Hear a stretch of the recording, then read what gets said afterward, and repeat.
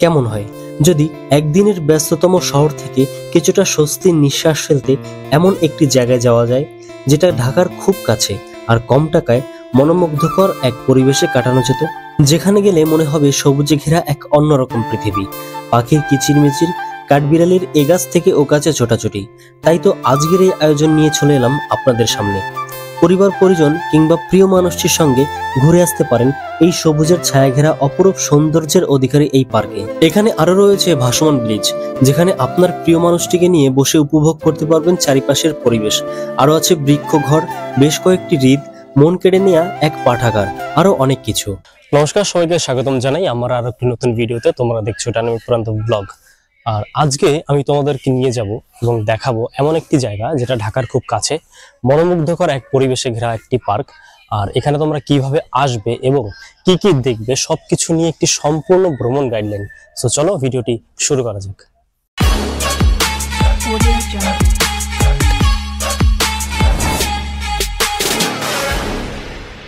জিন্দা পার্ক যাওয়ার মোট দুটি রাস্তা রয়েছে, একটি হলো কুড়িল বিশ্ব রোড হয়ে আর অন্যটি হলো রূপসী হয়ে। বেশিরভাগ মানুষ কুড়িল বিশ্ব রোড হয়েই যায়, তবে আজকে আমি যাব রূপসী হয়ে। কুড়িল বিশ্ব রোড হয়ে যেতে হলে আপনাদের সর্বপ্রথম ঢাকার যে কোনো প্রান্ত থেকে কুড়িল বিশ্ব রোড আসতে হবে এবং সেখান থেকে জনপ্রতি 80 টাকা করে কাঞ্চন ব্রিজ যেতে হবে।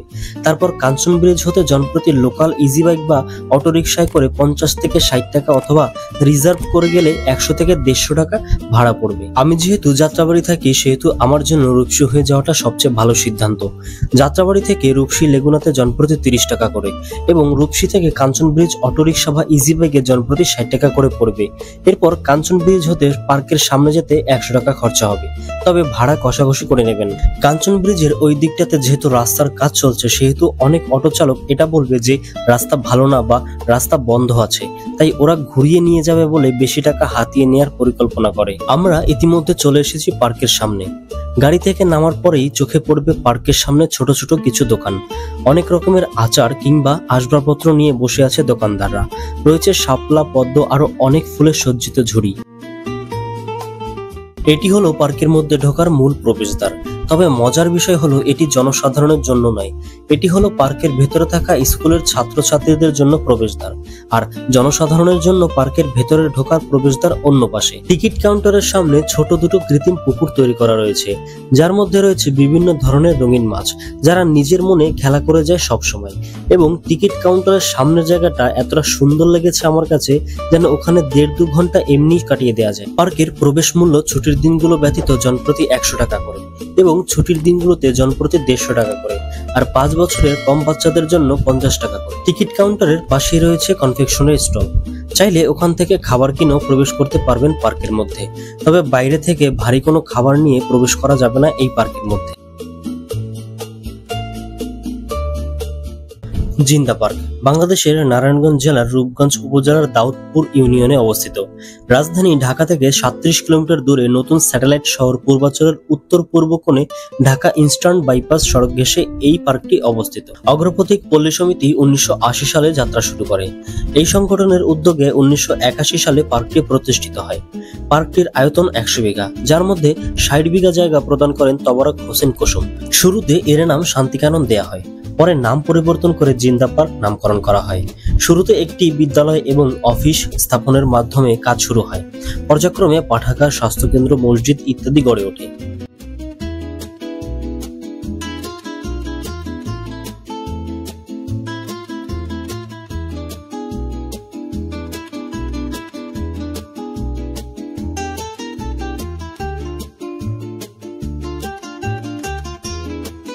পার্কের মধ্যে রয়েছে ছোট্ট একটি দোকান, যেখানে ঘর সাজানোর মতন অনেক কিছুই আছে। চাইলে ওগুলো কিনে আপনাদের ঘরের সৌন্দর্য বৃদ্ধি করতে পারেন।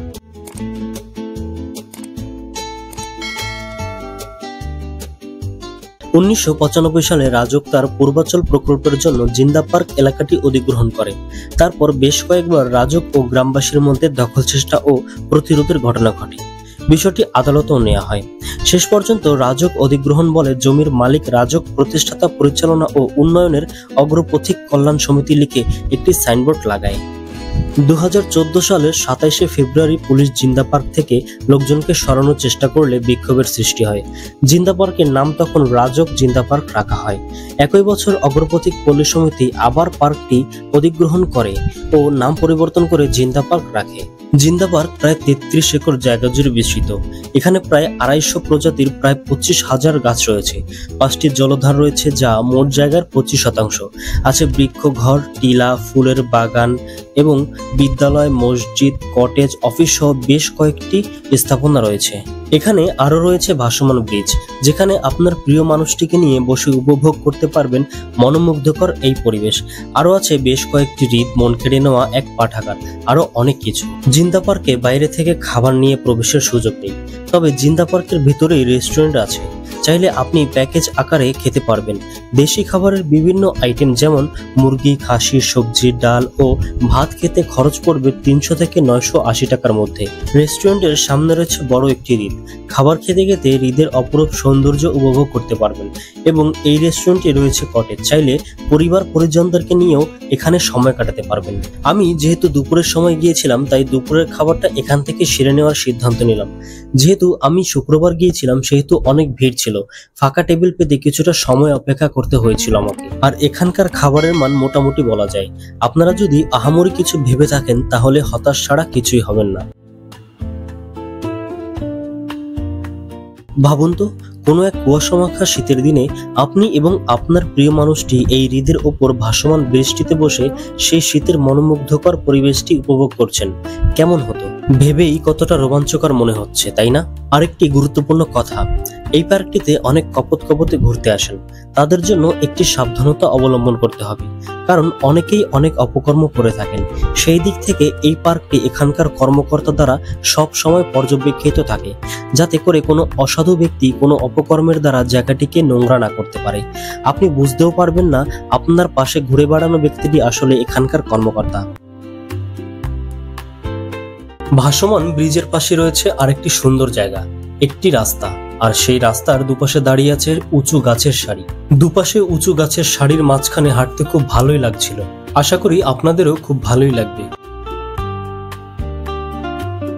পাখির মতন গাছের উপরে বাসা করে থাকার ইচ্ছেটা ছোটবেলার এক অপূর্ণ ইচ্ছে, আর সে কথা ভেবেই এখানে তৈরি করা আছে বৃক্ষঘর। এবং যারা উচ্চতায় ভয় পান তাদের জন্য আছে মাচাং। এটিও গাছের ওপর, তবে গাছটি ছোট আর পড়ে গিয়েও ব্যথা পাবার ভয় কম। যদিও আমিও উচ্চতায় ভয় পাই, তবুও চেষ্টা করছিলাম বৃক্ষঘরের উপরে ওঠার। যতই উপরে উঠছিলাম আর ততই ভয়টা আরো বেড়ে যাচ্ছিল। আর একেবারে উপরে ওঠার পর দেখলাম ঘরের মধ্যে বসার মতন কোনো ভালো জায়গা নেই, খুবই ময়লা, তাই আর উঠিনি। সত্যি বলতে ভয়ও লাগছিল খুব। তাই দুধের স্বাদ ঘোলে মেটালাম। বৃক্ষঘরে না উঠতে পারলেও মাচাঙে ঠিকই উঠবো, এই মনস্থিরই করলাম। যেই বলা সেই কাজ, বাদরের মতন উঠে পড়লাম গাছে। সাকসেস। বড়টায় ওঠার চেষ্টা করছিলাম গাছের উপরে, তো 90% উঠা নামে গেছি, কারণ অনেক ভয় লাগছে। আর ওইখানে যে মইয়ের যেখানে পা দেয়, ওগুলো অনেকগুলো ঢিলা ছিল, সো রিক্স হয়ে যায়। আর উপরে উঠা বসার কোনো জায়গা নেই, সো নামে গেছি। আর প্রচণ্ড ভয় লাগতেছিল। তো যারা আসবা এই ছোটোটায় আইসো, যেটাকে মাচাং বলে, ওইটাতে ওঠার দরকার নেই। সো শুধু উঠবা, নামবা, জাস্ট ক্লান্তি হবে, আর কিছুই না। তো তোমরা এই ছোটোটায় আইসো, কিছুটা মজা পেলেও পাবা। বাতাস যেহেতু এখন প্রায় শীতের সিজন, বাতাস অতটা নাই, বাট ভালো লাগতেছে, এটাই আর কি। এরপর চলে গেলাম সেই মনোরম পাঠাগার দেখতে। পাঠাগারটি বাইরে থেকে দেখতে খুবই আকর্ষণীয় লাগছিল আমার কাছে, এবং তার পাশে রয়েছে একটি ছোট্ট হ্রদ।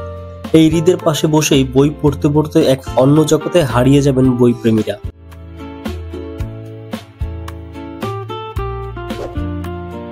পাঠাগারের প্রবেশ মূল্য 20 টাকা, আর 20 টাকা টিকিট মূল্য আমার কাছে ঠিকঠাকই মনে হয়েছে। জুতো পরে কিংবা সাথে থাকা ব্যাগ কোনো কিছু নিয়েই প্রবেশ করতে পারবেন না পাঠাগারের মধ্যে। পাঠাগারের ভেতরটা সম্পূর্ণ কাঠ দিয়ে তৈরি। সিঁড়ি, বই রাখার তাক, বই পড়ার টেবিল, এমনকি ফ্লোর, সবকিছুই সম্পূর্ণ কাঠ দিয়ে তৈরি। তাই আমার কাছে দেখতে আরো বেশি আকর্ষণীয় মনে হচ্ছিল।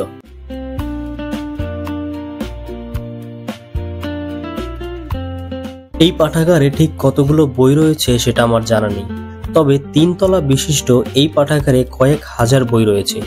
বিভিন্ন ধরনের নানান বইয়ে ঘেরা এই পাঠাগারটি। গল্প, উপন্যাস, সাহিত্য, বিভিন্ন ধর্মীয় সকল ধরনের বইয়ের সমাহার। এই পাঠাগারটির ছাদে বসেও খোলা পরিবেশে বই পড়ার সুব্যবস্থা রয়েছে এবং চারিপাশটা গাছের বেষ্টনী দিয়ে আবদ্ধ করা আছে। চাইলে ঘরের মধ্যে থেকেও বই পড়তে পারবেন বা বাইরে বসেও বই পড়তে পারবেন।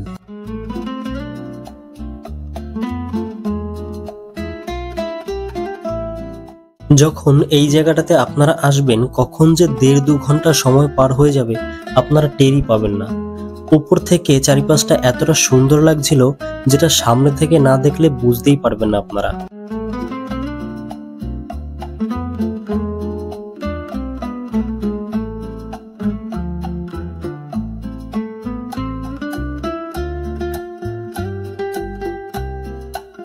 পার্কটির মধ্যে আরো রয়েছে একটি কৃত্রিম জঙ্গল। তবে জঙ্গলটির মধ্যে যখন আপনারা প্রবেশ করবেন তখন সত্যিকারের জঙ্গলেরই ফিল পাবেন, মনে হবে কোনো অ্যাডভেঞ্চার করতে এসেছেন।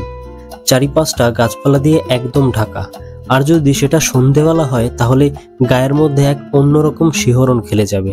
যতই গভীরে যাবেন ততই দেখবেন চারপাশ দিয়ে রাস্তা, আপনারা ভেবেই পাবেন না যে কোন রাস্তা দিয়ে বেরোবেন।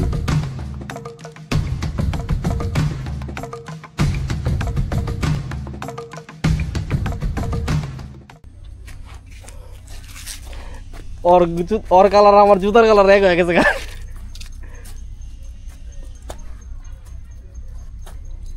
তো এই ছিল আজকের এই ভিডিও। কেমন লাগলো অবশ্যই আমাকে কমেন্ট করে জানাবে। আর যতটা পেরেছি চেষ্টা করেছি তোমাদের সামনে তুলে ধরার এই জায়গাটাকে। আশা করি তোমাদের অনেক ভালো লাগবে। সো তোমরা যারা নতুন আছো আমার এই চ্যানেলটিতে, অবশ্যই সাবস্ক্রাইব করে পাশে থাকা বেল আইকনটি বাজিয়ে দেবে, যাতে নেক্সট কোনো ট্যুরে গেলে সেই ভিডিওটা তোমাদের কাছে সবার আগে চলে আসে। সো ভালো থেকো, দেখা হবে নতুন কোনো ভিডিওতে।